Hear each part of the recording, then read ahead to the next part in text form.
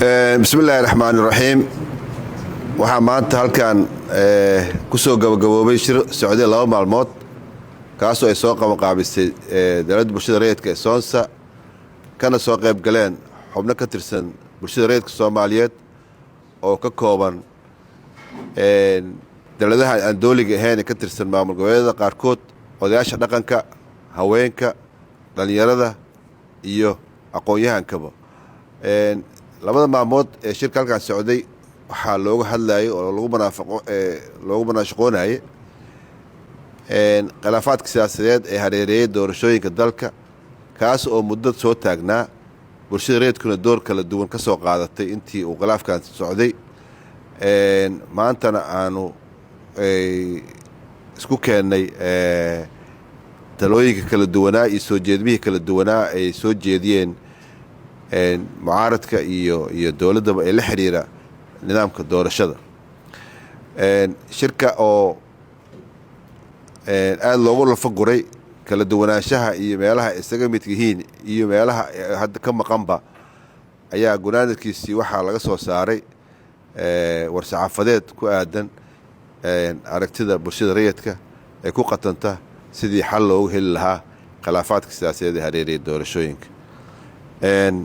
maanta oo ay taariikhdu tahay 23 bishii luulyo ama Juulaay 2026 hotel Shamo waxaa ku soo gabagaboobay shirka wadatashiga bulshada rayidka ee la xiriira xal u helidda khilaafaadka siyaasadeed ee hareeraya doorashooyinka. waxaana war-saxaafadeedka ku bilaabeynaa sida tan: bulshada rayidka Soomaaliyeed oo muddooyinkii u dambeeyay ku holaneed sidii xal loogu heli lahaa muranka siyaasadeed ee la xiriira doorashooyinka dalka, kaas oo u dhexeeya dowladda federaalka iyo mucaaradka, waxay daraasad ku sameysay xanaanada doorashooyinka oo ay soo jeediyeen siyaasiyiinta mucaaradka iyo oo ka kooban golaha mustaqbalka Soomaaliyeed, nabad iyo nolol iyo golaha midnimada qaran.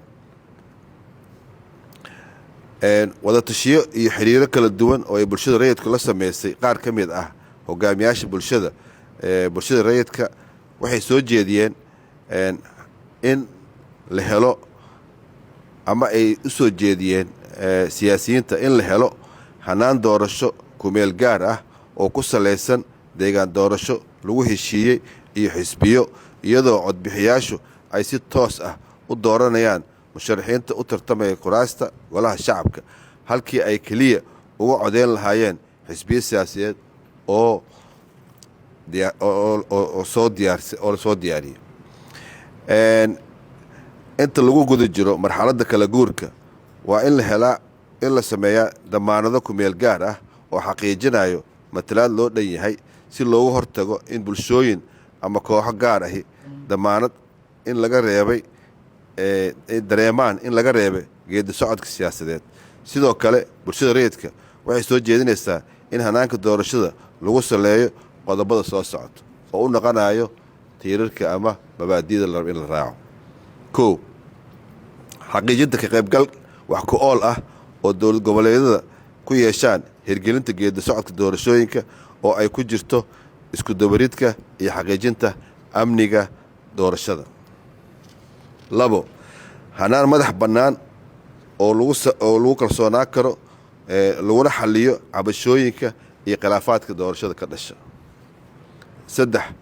hanaan madax bannaan lagu kalsoonaan karo oo lagu xalliyo cabashooyinka iyo khilaafaadka doorashada. waa qodobka daaya ku socda, waa qodobka labaad waaye.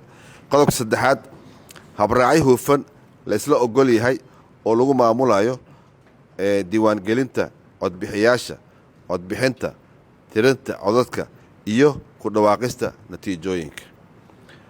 in la xaqiijiyo ilaalinta xuquuqaha siyaasadeed iyo matalaad loo dhan yahay iyadoo la adeegsanayo damaanado kumeel gaar ah oo dhowraya xuquuqda ka qaybgalka siyaasadeed ee dhammaan qeybaha bulshada, gaar ahaan kuwa aan matalaadda siyaasadeed lahayn sida haweenka iyo qeybaha kale ee u nugul in laga reebo geedi socodka siyaasadeed ee ilaalinta nidaamka 4.5.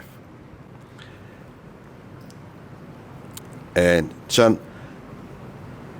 tallaabooyin cad oo la dhaqan gelin karo oo lagu xoojinayo laguna xaqiijinayo matalaadda siyaasadeed ee dadka naafada ah.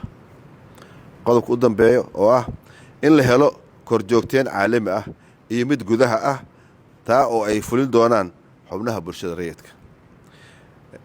bulshada rayidka waxay aaminsan tahay in aanu jiri karin hanaan doorasho oo lagu kalsoonaan karo sharciyadan leh haddii aan la helin is-afgarad siyaasadeed oo ku filan in kalsooni dadweyne iyo kalsooni dadweyne.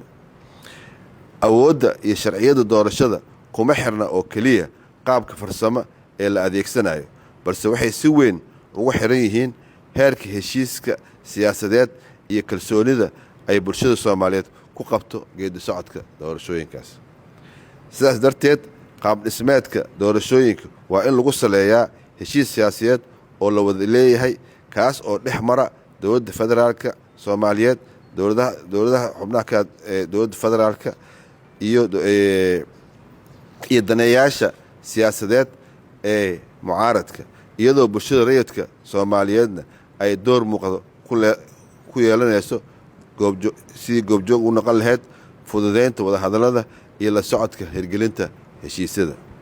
ugu dambeyn, bulshada rayidka waxa ay ku dhiirigelinaysaa dhammaan daneeyaasha siyaasadeed inay ka gudbaan soo jeedimaha doorashooyinka isdiidan, isla markaana la yimaadaan tanaasul ku dhisan xilkasnimo si loo helo hanaan doorasho oo ku meel gaar ah, la isku raacsan yahay, lehna matalaad loo dhan yahay iyo is-afgarad federaal wax ku ool ah ku dhisan.